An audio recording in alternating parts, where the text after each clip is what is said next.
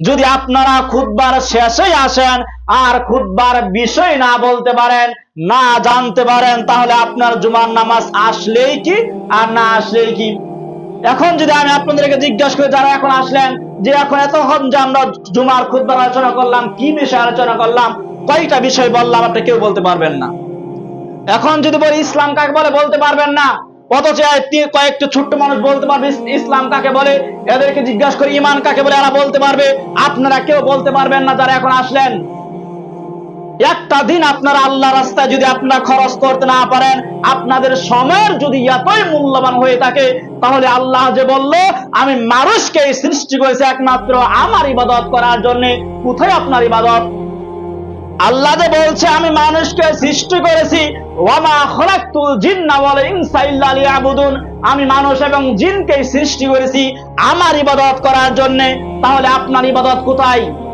আল্লাহকে আপনি কি বলবেন যে সপ্তাহে তো 6 দিন আমরা সালাত আদায় করি না, সপ্তাহে শুক্রবার দিন আমরা জুমার সালাতে যাই, যখন ইমাম সাহেব খুতবা শেষ করে দেয়, যখন দাঁড়িয়ে যাবে সালাতে, তখন আমরা জুমায় আমরা হাজির হই। যদি আপনার সমাজের মাঝখানে কয়েকশো মানুষ থাকে, এখন আজকে শুক্রবার, এইখানে হয়তো 20-30 জন মানুষ আপনারা হবেন, তার থেকেও কম হবে। আর বাকি মানুষগুলো কি মারা গিয়েছে নাকি?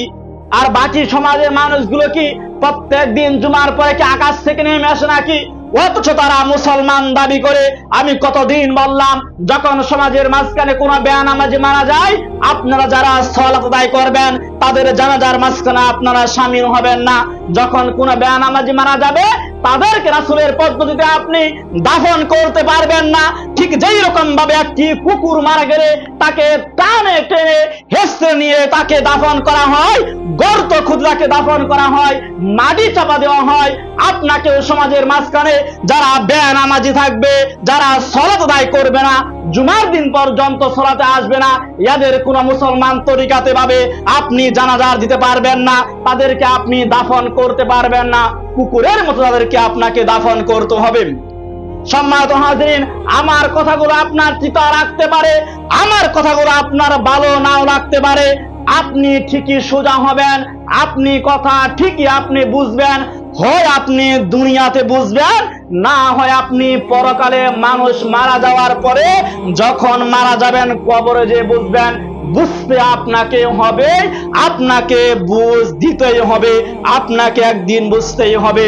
হয় আপনাকে দুনিয়াতে বুঝতে হবে, নয় হপ্তাহ আপনাকে কবরে যে বুঝতে হবে।